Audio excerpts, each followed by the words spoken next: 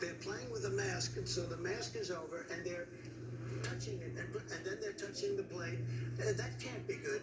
There are a lot of people. If you look at Dr. Fauci's original statement, you look at a lot of people, CDC, you look at a lot of people's original statement, they said very strongly, George, don't wear masks.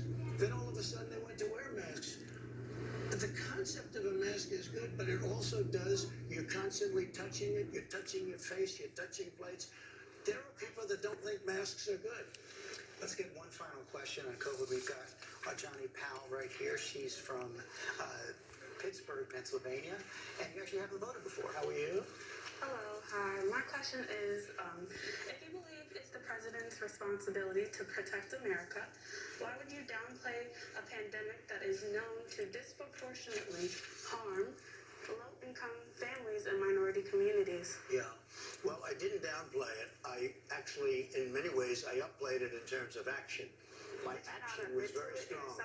Yeah, because what I did was with China, I put a ban on. With Europe, I put a ban on. And we would have lost thousands of more people had I not put the ban on. So that was called action, not with the mouth, but in actual fact.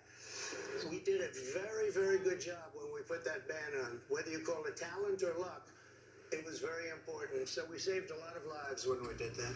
There were holes in the ban, and the European ban didn't come for another month. Well, they were Americans. I mean, the holes in were if you have somebody in China that's an American citizen, we had to let them in. I mean, there were actually some people that said, well, once it got going, they said, wait a minute, that is really a heavily infected place.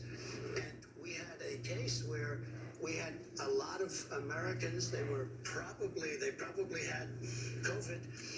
And we're saying, do we let them into our country? We let them in very carefully. We quarantined them, but we let them in.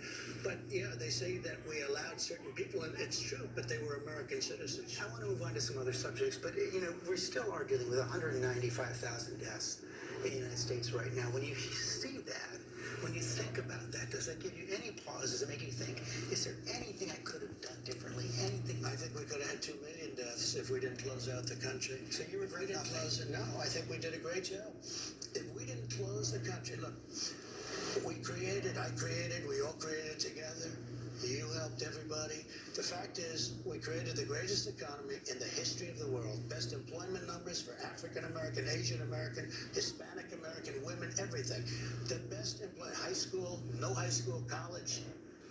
We had the best economy we've ever had. 160 million people, almost, just short of 160 million people. We were never close. And then somebody comes in, and then somebody else, doctors, and they start talking about the pandemic and about closing. They want to close up our country. I said, wait a minute.